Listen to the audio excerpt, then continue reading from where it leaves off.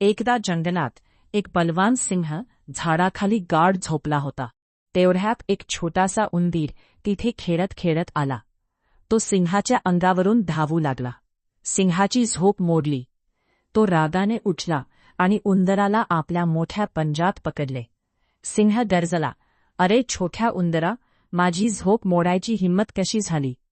उंदीर घाबरला आणि विनवणी करू लागला, "महाराज, मला माफ करा. मी चुकून असे केले. एक दिवस मीही तुमची मदत करू."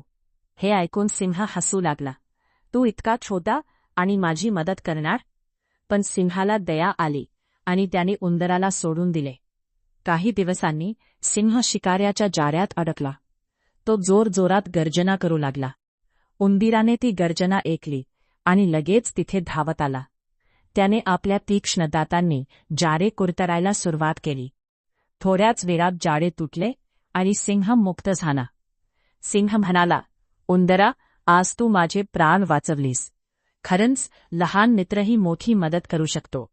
बोध, कोणालाही कमी समजू नये. लहानसुद्धा मोठी मदत करू शकतो.